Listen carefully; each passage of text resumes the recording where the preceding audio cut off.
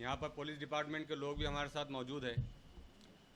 हम देख रहे हैं कि कोरोना वायरस की वजह से बहुत लोगों का नुकसान हुआ है। हमारे अपने रिश्तेदार हमको छोड़कर चले गए, कई लोगों के कारोबार तबाह हो गए हैं, पूरा सिस्टम, पूरा निज़ाम जो है तो दरहम बरहम होकर रह गया है।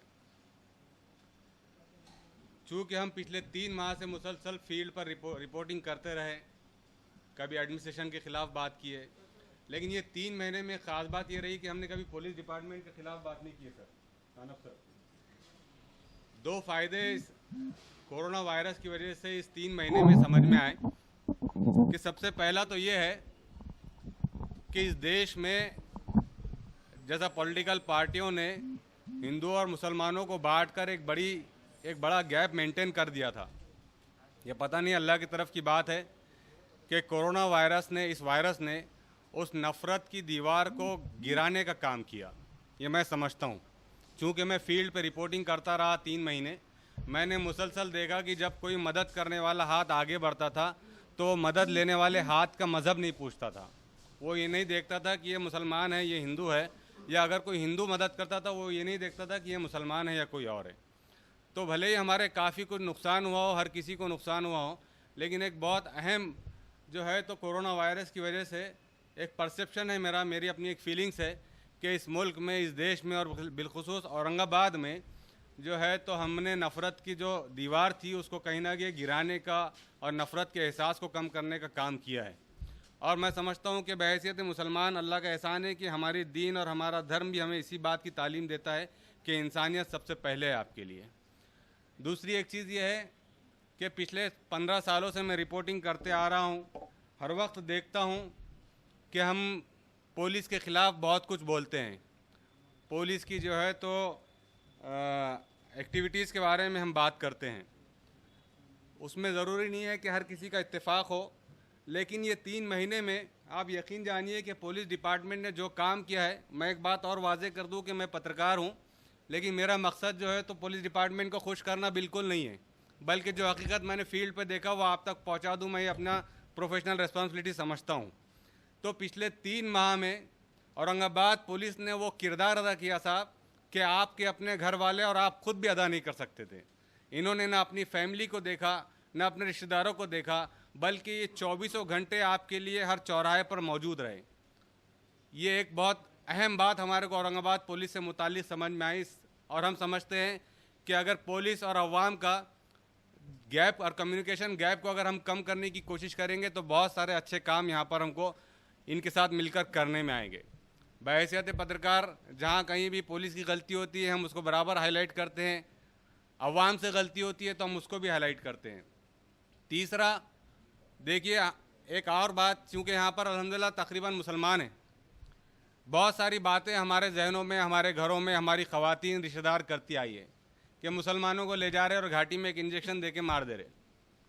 यह सरासर अफवाह है। मेरे 2 रिश्तेदारों की मौत वाक़ई हुई है। ऐसा नहीं है कि मैं किसी जो है तो परेशानी से नहीं जूझा हूँ और मैं आपके सामने सिर्फ बात कर रहा हूँ, बल्कि मैं खुद जो है तो तकरीबन 2 करीबी रिश्तेदारों का इंतकाल हुआ है। ये अलग बात है कि वो डिपार्टमेंट उसको कोरोना से मरने का बता रहा है, लेकिन मैं आज भी उससे सहमत नहीं हूँ कि ये कोरोना से मरे। उनकी नेचुरल डेथ घर पे हुई थी, वो एक अलग बहस है। लेकिन डॉक्टर्स जो आज वहाँ पर खिदमत अंजाम दे रहे हैं, जो सर्विसेज दे रहे हैं, मैं आपको अपना तजुर्बा बताते चलूँ कि जिस वक्त मेरे नानी का इंतकाल हुआ तो उस वक्त उनकी लाश को कोई हाथ लगाने के लिए तैयार नहीं था, कोई भी नहीं। सगा रिश्तेदार, आप दूर की बात छोड़ दीजिए, सगे रिश्तेदार, उनके बेटे चूँकि क्वारंटाइन थे, मतलब मेरे मामू, बाकी कोई रिश्तेदार हाथ लगाने के लिए तैयार नहीं था। ऐसे वक्त में घाटी अस्पताल के कुछ एम्प्लॉयज़, उस वक्त बड़ा मुश्किल था, ये शुरुआती बात कर रहा हूँ मैं आपको, आज हालात नॉर्मल होते आए हैं, तो उस वक्त कुछ डॉक्टर्स आए आगे, उन्होंने काम किया, कुछ भाग भी गए। मेरी इस सिलसिले में MP इम्तियाज़ जलील साहब से बहुत तफसीली गुफ्तगू हुई। मैंने कहा कि सर ये क्या चल रहा है घाटी में। तो एक बात टेक्निकल ये समझने की है कि काफ़ी कुछ शिकायतें हमको पॉलिटिकल लीडरशिप को लेकर भी हुई है। यहाँ MP इम्तियाज़ जलील की ब्रांडिंग कर देना भी मकसद नहीं है, जैसे ना पुलिस की किया हूँ मैंने। आप टेक्निकल एक बात समझने की कोशिश करें कि घाटी डिपार्टमेंट में जो स्टाफ काम कर रहा है, इनको ये राइट है कि ये जब चाहे तब जो है तो हड़ताल पर चले जाए, ये स्ट्राइक कर दे। तो इस वक्त जो आपको सर्विसेज मिल रही है उसको गनीमत जानिए।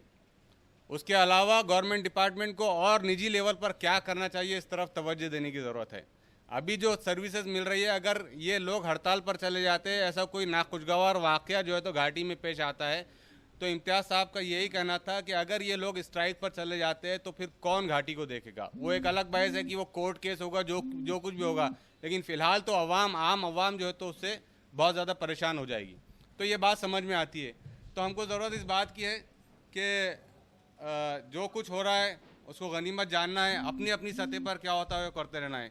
ये हो गई यहाँ तक की बात। अब बात करते हैं थोड़ी सी मुख्तसरन 2 मिनट के अंदर कि कोरोना के बाद क्या। यहाँ बैठे तकरीबन हर यूथ कहीं ना कहीं अपनी जॉब से लड़ रहा है। उसको अपनी जॉब को सिक्योर करना आज मुश्किल है, चाहे वो होटल इंडस्ट्री में हो, चाहे वो बिजनेसमैन हो, चाहे वो कहीं और सर्विस करता हो। तो एक कोशिश कीजिए कि कैसे हम एक दूसरे को खड़े कर सकते हैं। किसी को जेब से पैसा लगाना नहीं है। जहाँ भी अपॉर्चुनिटी मिलती है वहाँ खुद जाइए या किसी को भेजने की कोशिश कीजिए। ये सबसे अहम जिम्मेदारी है। देखिए, अगर हमारे घर की रोजी रोटी, हमारे घर का राशन अगर भरे रहेगा तो हम बाहर सुकून से काम कर सकेंगे। हम बाहर जो है तो बहुत वेलफेयर के काम कर रहे हैं और घर में अंधेरा है, तो ये नहीं चलने वाला है। तो आपको सबसे पहले अपने घर की फिक्र करना चाहिए, अपनी जॉब की फिक्र करना चाहिए, और जहाँ कहीं भी अपॉर्चुनिटीज़ मिलती है खुद को पहले अप्लाई करना चाहिए और दूसरों को भी भेजना चाहिए। एक और बात जो ऑब्जर्वेशन में आई, मैं तकरीबन 15 से 20 दिन रोज़ाना हाईवे पर रहता था मेरे कैमरामैन तौफीक पटेल के साथ। मैंने हज़ारों की तादाद में मज़दूरों को औरंगाबाद से पलायन करते हुए देखा है। अब वो मज़दूर यहाँ नहीं है। तो अब ये बात मैं दावे के साथ कह सकता हूँ कि किसी भी यूथ को ये कहने की ज़रूरत नहीं है कि नौकरी कहाँ है। नौकरियाँ बहुत है, आपका वेट कर रही है। ये अलग बात है कि आप 15,000 14,000 रुपये कमाते थे, अब आपको वो नहीं मिलेंगे, अब आपको उससे कम मिलेंगे, लेकिन आप खाली नहीं रहेंगे। तो कोशिश कीजिए कि जितनी इंडस्ट्रीज़ है औरंगाबाद में, उनसे अप्रोच हो के, दाऊद साहब आपसे ख़ास तौर से रिक्वेस्ट है कि आप जितनी, हम एक इसको प्लेटफॉर्म बनाइए। जैसे हमने खाना पहुंचाने का काम किया है, मेडिकल एड पहुंचाने की कोशिश की है, अब हम जॉब्स पहुंचाने का एक टारगेट साथ में लेकर चलते हैं। एशिया एक्सप्रेस आपके साथ है, आप जब कहेंगे इंशाल्लाह हम आपके साथ खड़े रहेंगे और हम साथ मिलकर लोगों को, नौजवानों को कैसा रोज़गार से जोड़ते हैं उस सिलसिले में कोशिश करेंगे। बहुत बहुत शुक्रिया।